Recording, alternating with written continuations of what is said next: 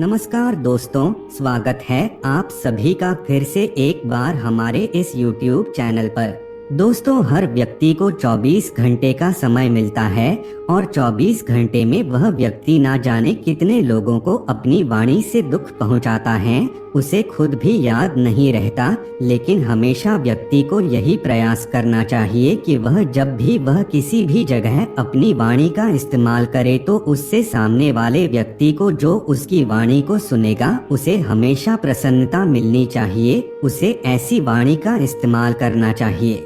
कभी भी उस व्यक्ति को ऐसी दूषित वाणी का प्रयोग नहीं करना चाहिए जिससे सामने वाले की आत्मा तक को ठेस पहुंच जाए। जाने अनजाने में भी कभी भी किसी दूसरे व्यक्ति के लिए बुरा नहीं सोचना चाहिए। दोस्तों, आपको बता दें, 24 घंटे में कुछ ऐसे भी समय होते हैं जिस समय हमारी वाणी के द्वारा निकली हुई हर बात सच साबित हो जाती है। आज के इस वीडियो में उसी टॉपिक पर चर्चा करने वाले हैं। दोस्तों, भगवान श्री कृष्ण के मुताबिक जानने का प्रयास करेंगे 24 घंटे में से वह कौन सा समय है जिस समय स्वयं माता सरस्वती जीभ पर विराजमान रहती है। उस समय आप जो भी बोलते हैं वह बिल्कुल सटीक और सच हो जाता है। दोस्तों, कई बार आप लोगों ने बड़े बुजुर्गों से यह कहते हुए सुना होगा कि अच्छा बोलो, मीठा बोलो, क्योंकि 24 घंटे में एक बार आपकी जीभ पर स्वयं माता सरस्वती विराजमान रहती है। तो अच्छा बोलने का मतलब क्या होता है, इसे भी तो आपको समझना चाहिए। इसका मतलब है कि दोस्तों, हमेशा सकारात्मक और पॉजिटिव बोलना चाहिए। कभी भी दूसरे लोगों को ठेस पहुंचे ऐसे शब्दों को नहीं बोलना चाहिए।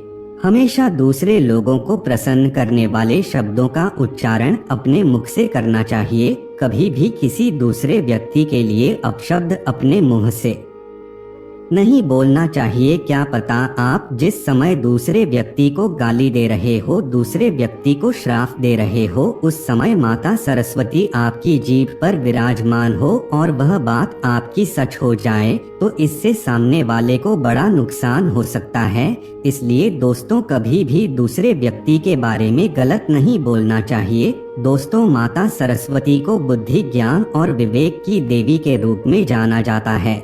माता सरस्वती नहीं, सबसे पहले इस ब्रह्मांड में, इस सृष्टि में स्वर भरे हैं। आपको बता दे, संसार के सभी नदी नालों और पशु पक्षियों की जो आवाज है उन्हें माता सरस्वती के द्वारा ही प्राप्त हुई है। दोस्तों, 24 घंटे में एक समय ऐसा भी होता है जब माता सरस्वती स्वयं आपकी जीभ पर विराजमान रहती है। अगर आप उस समय किसी भी प्रकार की कोई भी इच्छा करते हैं, कोई भी शब्द अपने मुंह से बोलते हैं तो वह बात सत्य हो जाती है, क्योंकि स्वयं माता सरस्वती उस समय आपके जीभ पर विराजमान रहती हैं। दोस्तों, आपको बता दें, धर्म पुराण के मुताबिक केवल 5 मिनट का ऐसा समय होता है जिस समय माता सरस्वती आपकी जुबान पर स्वयं निवास करती है। दोस्तों, सुबह 3 बजे से लेकर के 6:00 बजे तक के बीच के समय को ब्रह्म मुहूर्त का समय कहा जाता है। आपको बता दें, माता सरस्वती इसी के बीच में आपके जीभ पर विराजमान रहती है। दोस्तों, जो लोग साधना करते हैं, ईश्वर की पूजा अर्चना करते हैं, तपस्या करते हैं, वह लोग सुबह ब्रह्मा मुहूर्त में उठकर के ईश्वर के साथ जुड़ने का प्रयास करते हैं, क्योंकि सुबह उठने के पश्चात जो कुछ भी पूजा पाठ आप करते हैं उसका लाभ आपको कई गुना ज्यादा मिलता है। तो दोस्तों, सुबह 3 बजे से लेकर के 3:05 तक माता सरस्वती आपकी जीभ में विराजमान रहती है। अगर आप इस समय अपने मुख से किसी भी प्रकार का कोई शब्द बोलते हैं तो वह शब्द सत्य घटित हो जाता है, यानी कि आपके द्वारा बोली हुई वाणी सत्य साबित होती है। इसलिए दोस्तों, आपको सुबह ब्रह्मा मुहूर्त के समय 3 से लेकर के 3:05 तक अपनी मनोकामना को बोलनी है। जो मनोकामना आपकी पूर्ण नहीं हो रही है, यकीन मानिए वह मनोकामना आपकी पूर्ण हो जाएगी।